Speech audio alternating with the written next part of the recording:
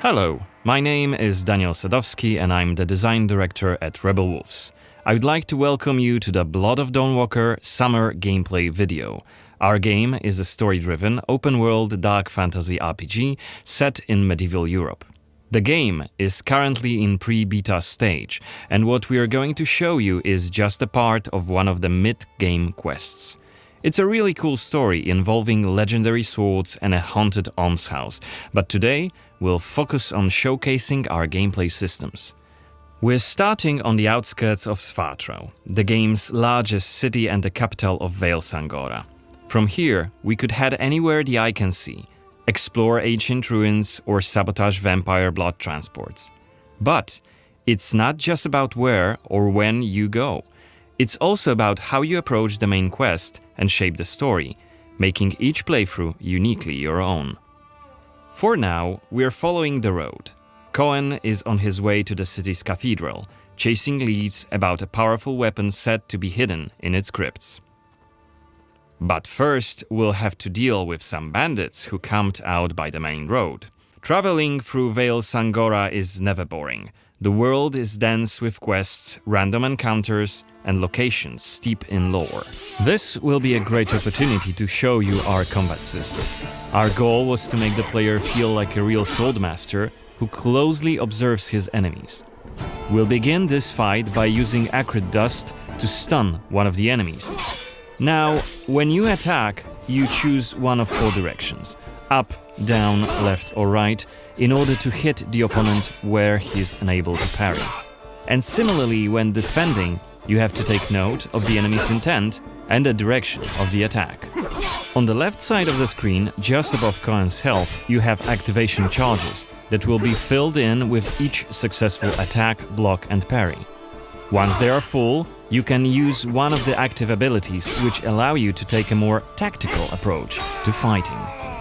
We started the fight by throwing some acrid dust, and now let's cast Burning Blood. It's a hex which boils the enemy's blood and burns their skin, dealing physical damage over time. Alright, time to finish this fight. Let's use the final activation charge to cast the artery attack, which actually decapitated the last opponent. Our hero quickly dispatched the bandits, so let's loot a few items they've left behind and open the inventory. First of all, let's replenish our health by eating something, and then take a closer look at this cool-looking weapon we just picked up. Ah, it has better stats than our current weapon, so let's equip it right now. We've also leveled up, so let's use this opportunity to spend the newly acquired skill point in one of Coen's skill trees. The skills in the Blood of Dawnwalker are divided into 3 trees, one for human, one for vampire, and one shared between the two. We also have an active abilities panel. We can use it to unlock additional abilities to use during combat. Note that during the day, the health bar is not regenerating. You need to find consumables like the one we've just eaten. The hexes we've just used also consume some of Coen's health. Be aware of that. The way our magic system works, there's always a price to pay for manipulating reality. But we can make it sting a bit less. Let's level up the Frugal Witchcraft skill, so next time we'll cast a hex, it'll consume fewer of Coen's health points. Now that we've wrapped up the encounter with the bandits, we can be on our way to get inside the city. Right now, Coen hasn't done enough to ruffle the vampire lord's feathers, so the guards will just wave us through. But the more damage you cause, the more suspicious and aggressive they'll become. So when you play the game yourself, you'll have to decide whether you want to challenge the vampires openly, or lay low until you're ready to strike and surprise them. It's even bigger than I remembered. And it's grander than before. They're putting in new stained glass. The Knyaz doesn't deny the old faith. Out of my face. This is the rich district of the city, Silberkreis. There's also Altermarkt, Neustadt, and the Middens. Each of the boroughs has its own feel and character. Get your stinking ass out of here. I was just passing through, I swear. I got tired and sat down and started begging. Looming high over the city is Brancis's castle, Greifberg. He took it over when he slaughtered the human ruler of the valley, Skender, as shown in the trailer we shared with you earlier in January this year. In order to complete the main quest and save your family, you'll have to storm the castle, alone or with help of friendly NPCs. We could do it right now if we wanted, but it would be super challenging. No more drink for you, my friend. Go home. Oh, let me. I just want to. Oh, let me in. You made a mess, and it's not that kind of inn. Let's check the map. The cathedral is really close. There's plenty of other places to see and things to do here. A couple of inns, a medic, a blacksmith, an armorer, and other merchants. You can see that not only the vampires came out of the shadows. This creature on the right is called an Uriash. Look around, especially at night, and you'll learn humans have lots to fear, not just the vampires.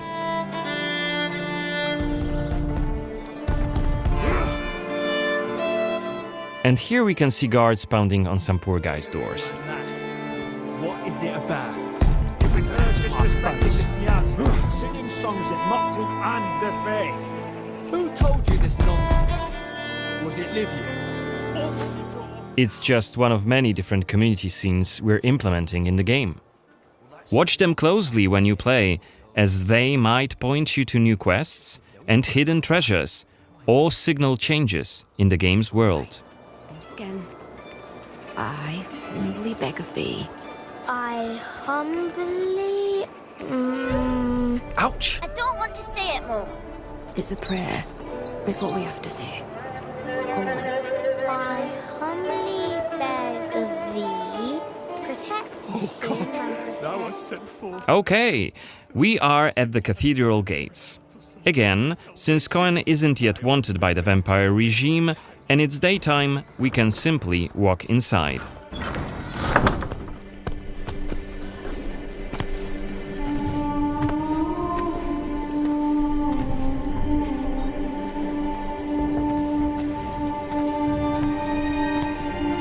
The baptism of a newborn is a solemn moment, doubly so. A new life joins our flock, bringing happiness to its parents and to the congregation. Natus ex sanguine est, alitur sanguine, et in sanguine morietur. Ego te baptizo in nomine Dei. Amen.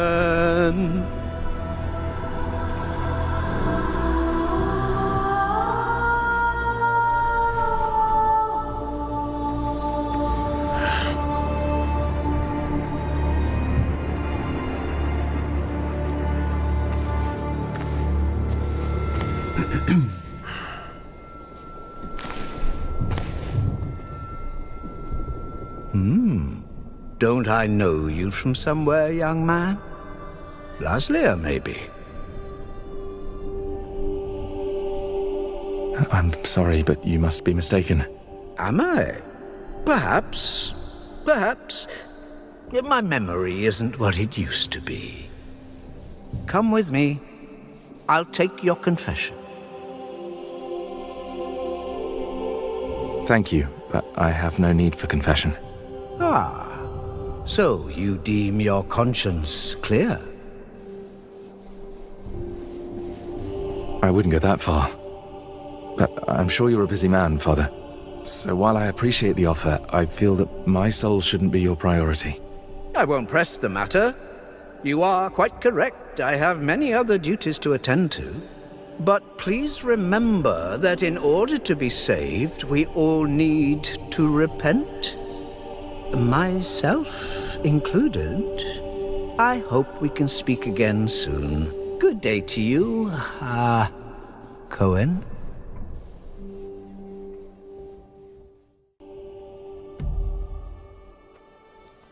What we saw right here was just one of many cutscenes we recorded for the game, which smoothly transitioned into a dialogue scene. We use cutscenes to highlight key scenes or showcase interesting bits of lore. Like this blood baptism. Creepy, isn't it? The core feature of the Blood of Dawnwalker is the dual gameplay loop. Remember, Coen may be a human during the day, but he turns into a vampire at night and has a different set of skills at his disposal.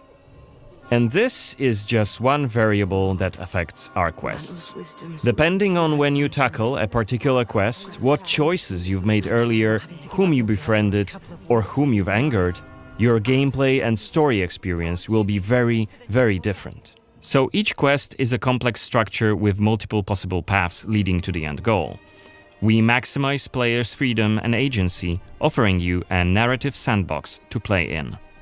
I wonder what secrets may be concealed up there, just beyond Coen's reach.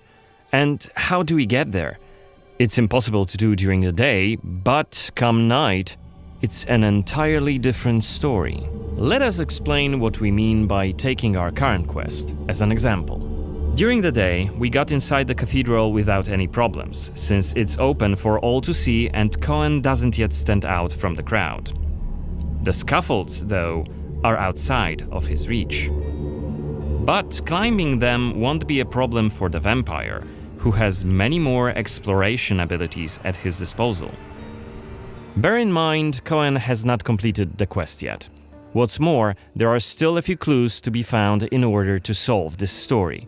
It's worth mentioning that narrative sandbox also means that we may completely abandon this quest and follow a different path to defeat Brensis. For today, we're focusing on the gameplay part, so let's see how we could tackle this particular quest during the night. We're starting right after dusk, as a vampire, on the rooftops of Svatro. Right now, we have 22 days left to complete this goal.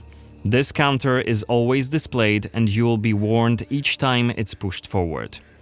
So you have to be aware of the time, and it's more of a resource you'll be spending than a racing clock. As a vampire, you'll see and experience the world from a different perspective. You can travel quickly and easily access places beyond the reach of regular humans. Let us show you what we mean. This is Shadow Step, a unique vampiric ability allowing Coen to jump to almost any place within his reach. Now let's take a good look around using the focus mode. This ability highlights objects of interest and loot. And there is something right here. This time it's just some items to grab, but on other occasions, who knows, you might come across a hidden quest. Looks like our health is quite low. This is because, as a vampire, your health bar also represents your hunger level, and you start each night thirsting for blood. Remember, you have to quench this appetite in order to make full use of your vampire abilities, and rein in your monstrous nature around NPCs. Otherwise, you may end up draining someone important, which may lead to unpredictable consequences. We'd better feed then. Maybe on someone who is standing all alone. Like this drunkard. Let's grab him and use Voracious Bite ability. Unless you lose control due to hunger, you get to decide how much blood to drink. You can drain just a bit and knock your victim unconscious, or go all the way and kill them. And if you're adamant you don't want to hurt innocent humans, you can drink from animals and some other creatures. Finally, we are at the cathedral, but it seems to be closed for the night, and the entrance gate is well guarded. Let's find another way in.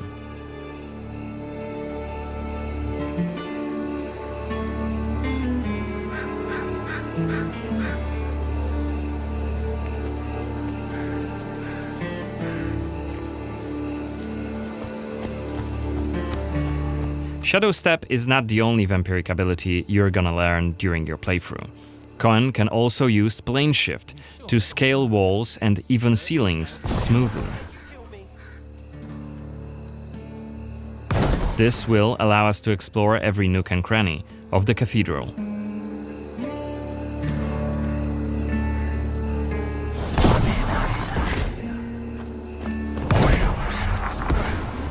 Blood to blood. Better be quiet. You shall become Kenya's prince. Is that voyeurist Xanthi? What the hell is she doing here? What is she doing? Is that a ritual for the blood gods? You shall want for nothing. They're covering up the old paintings. Only Why? duty shall remain. One of the workers must have left it. Seems that the cathedral complex is quite big. The main building, cloisters, inner courtyard. The entrance to the crypt could be anywhere. Won't get anything done just standing around. Still.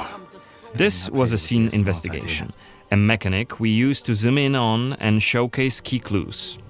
This time we had a chance to learn more about the vampire's plans. Looks like they're keen to cover up the old frescoes, so that's something we could take a look at. This way we could learn more about the cathedral's past. Blood to blood. Looks like we aren't alone here. Underneath us there's a group of blood guards, soldiers hooked up on vampire blood, which makes them stronger. And one of Brances's vampire allies. It's Xanthi, the oldest vampire in Vale Sangora, and quite a powerful lady. Let's descend and check what's going on.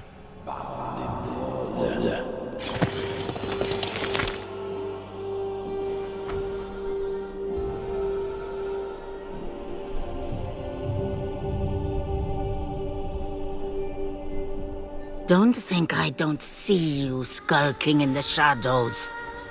Come out!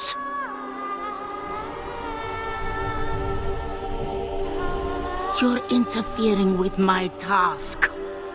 Who are you? It doesn't matter.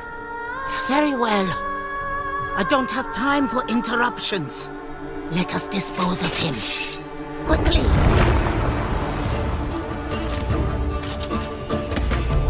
You've withstood it. Fascinating. Coen is using his claws to attack when in vampire form. Blood guards are dual-wielding opponents. Their attacks are pretty strong. Of course, even when fighting with claws, combat is still directional. Don't worry, Coen can still use his sword as a vampire. You haven't lived long.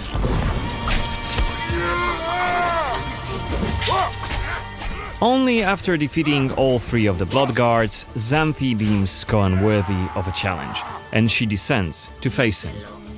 She uses her blood control powers to cast a multitude of attacks, like her blood whips, that hit Coen from left and right. Xanthi is protected by a powerful vampire ability. Once her stamina runs out, Coen will have an opportunity to strike and deal some damage. But be careful, cause Xanthi is quick to counterattack and she will also try to restore her blood. Meanwhile, look at the indicator just below her health and stamina. It's a timer for the boiling blood skill that you've seen in the CGI trailer. So, if we don't hurry, the timer goes down to 0 and Coen will eventually explode. And we're dead. Remember, we were only mid-game here, and Xanthi is one of the game's most punishing enemies. Defeating her right here and right now is very much possible, but it would be hellishly difficult. A fun challenge for hardcore players. Otherwise, we could load the game and explore the cathedral without drawing her attention. Or try to get to her while she's not surrounded by bodyguards. Xanthi, like all other vampire allies, has her own questline. Explore it, and you can learn more about her past, motivations, and maybe even try to reason with her. What you do is entirely up to you. Remember, our design principle is the narrative sandbox. There is no difference between main quests and side quests. There's just different stories that you weave together into your own unique adventure. But that's coming in 2026. For now, I'd like to thank you for joining me on this gameplay video presentation. We've just shown you a tiny glimpse of the Blood of Dawnwalker. There's definitely more to come in the coming months, so stay tuned for any updates being posted on our social media profiles. Goodbye!